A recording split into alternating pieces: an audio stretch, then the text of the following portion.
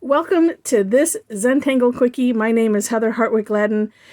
I'm a certified Zentangle teacher, and today we're going to take a look at the Tangle Arc Flower from JJ LaBarbera. And I hope I'm pronouncing the last name right there, JJ. All right, this one, in the step out, she starts it off with a giant orb, or I should say as giant as you want it to be.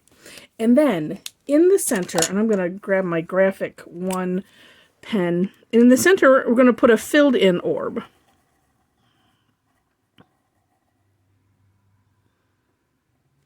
All right, I'm just going to make it that size.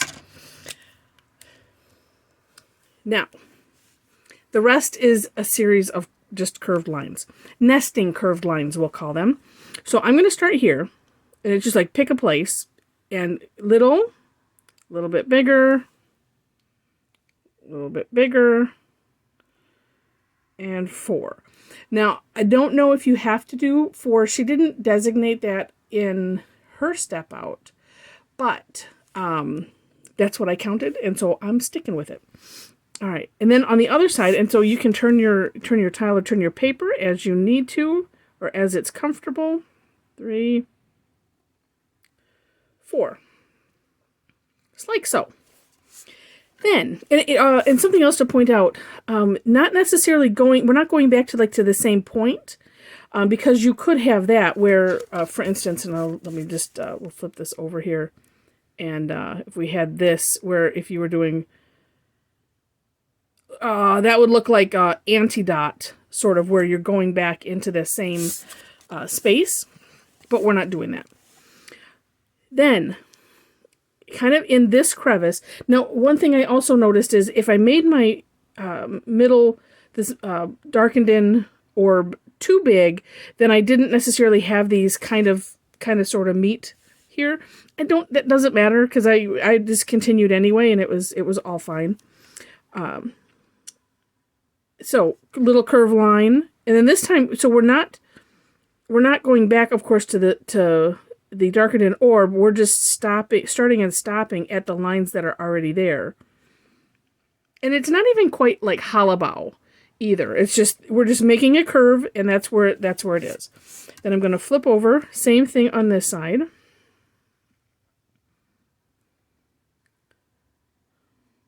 And like so. And then we just continue around. And the way I've been doing it is just, where there's a little crevice where two meet, I've been working to go in those crevices. And then also working my way around the tile or the paper, whatever you're working on. So that way it's kind of spread out evenly. Even though sometimes, sometimes the distance, I have a little mark here. Let me not get lost. Yeah, I was there. Okay, and then here. And and even if you do kind of get lost, you'll see where it gets a little, 1,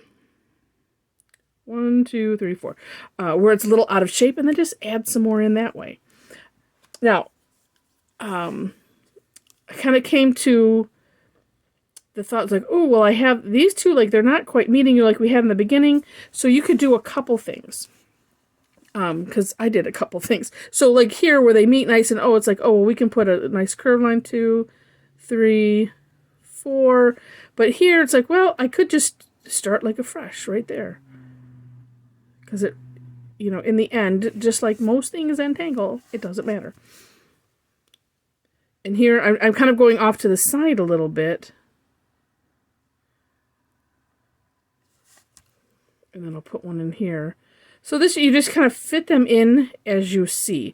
I suppose in an ideal world, you could have them, well, I don't know if you could have them line up. I'm looking at hers, and I will put in the description section a link not only to my step outs for this, but a link to the Tangle Patterns entry where this is housed. And I think it's either there or no, to her blog. So I'll put a link in the description so you have that. But again, trying to work around so that way it kind of grows all out at the same time. So, and even here, so well, I can just make a bigger curved line there and continue it out.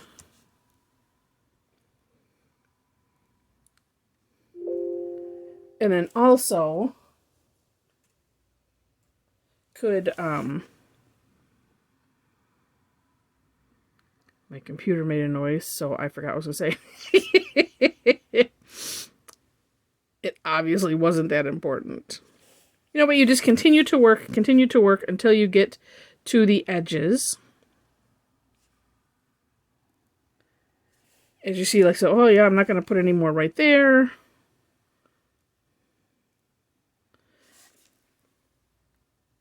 And I think I can, I'm debating, do I want to do a little pause and finish, or we'll just finish together? 3. Mm-hmm.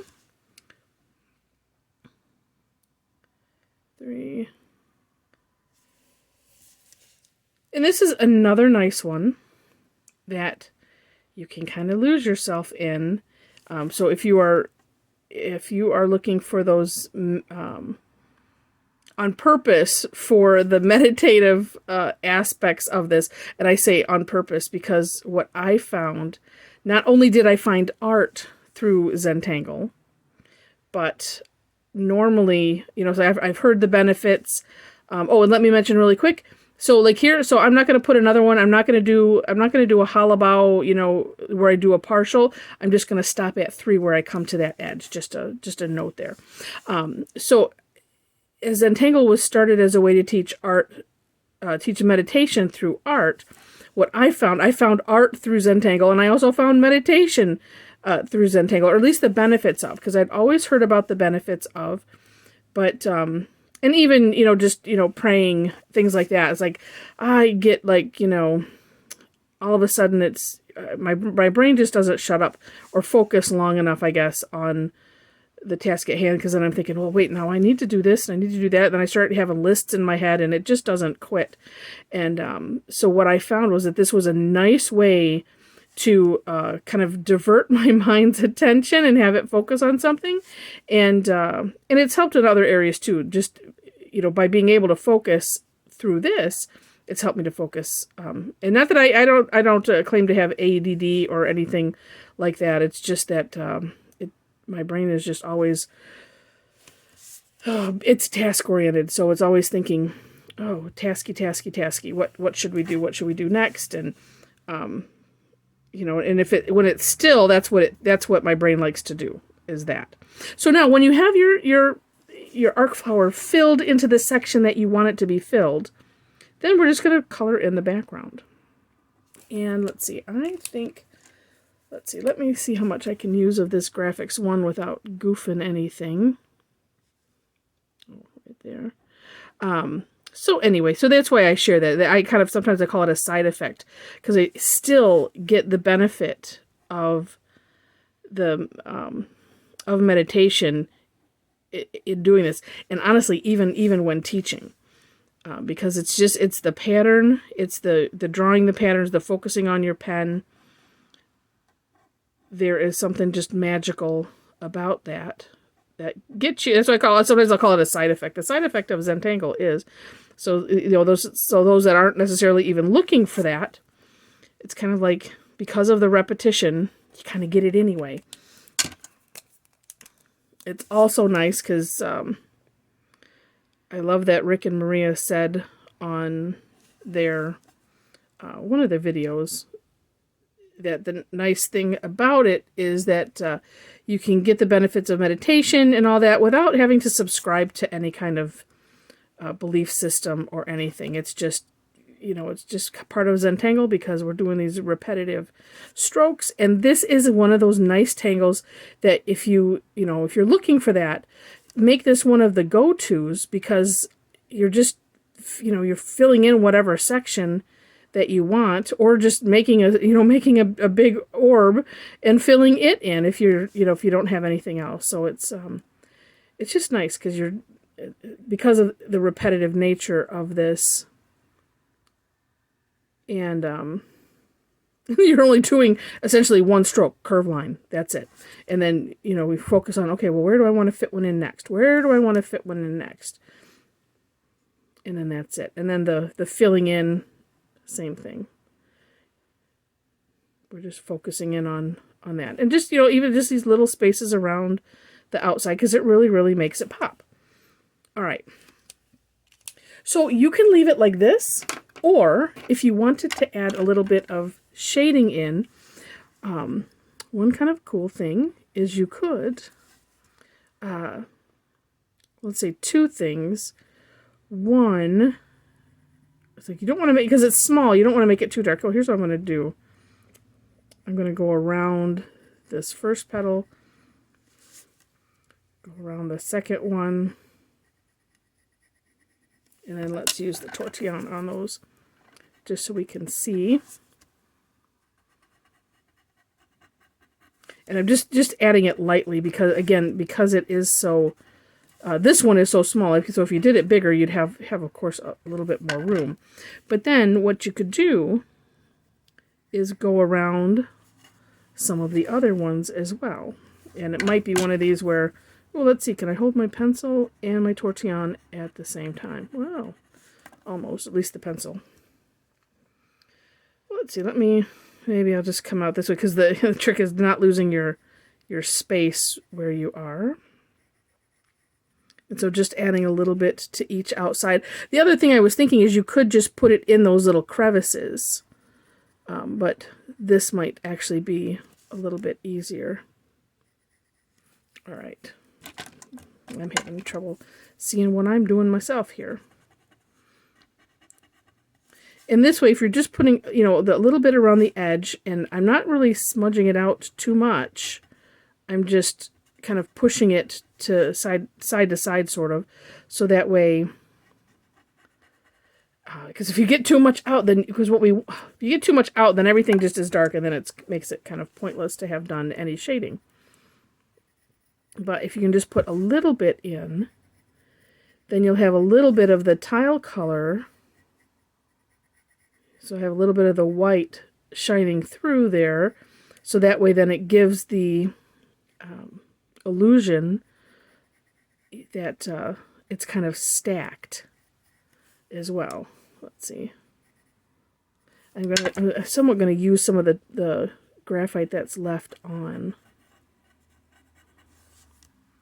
You know, and you could play with the amount, you know, how dark you have it. Like this, this just got a little bit darker than I started with. Just add a little bit here. And then, like I said, using what's kind of left on my tortillon. I'm also I don't want to get into that black because I'll end up picking it up. And let's see, I think I just have this little bit over here to do. I think, because I was doing it kind of light and because it's small, it's hard. I'm finding it myself hard to see. And I'm thinking over here, oh, I see graphite. I don't see smudgies. And this, because it just, like, if you're just running it across, it just spreads it out just a smidge. But you can see that's kind of now, it's added some neat dimension, as if it's now a little pile of these things, of these little petals. So anyway, just a really simple but neat tangle to add to your toolbox of tangles.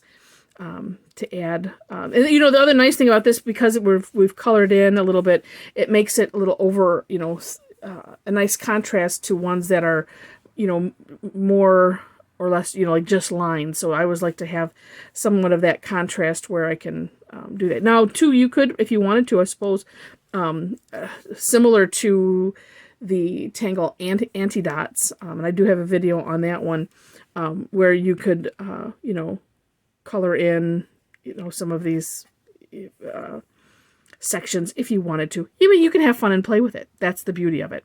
So if you enjoyed this video, thumbs up are much appreciated. If you feel like subscribing, if you want to see more, would love to have you. Click the subscribe button, and then also next to it, the little bell, so that way you can decide how you want to be notified, if you want to be notified at all. And again, in the description section, step outs, more inspiration. I'll put a link to JJ's blog, just so you can see some, how she did it directly. And with that, I wish you happy tangling.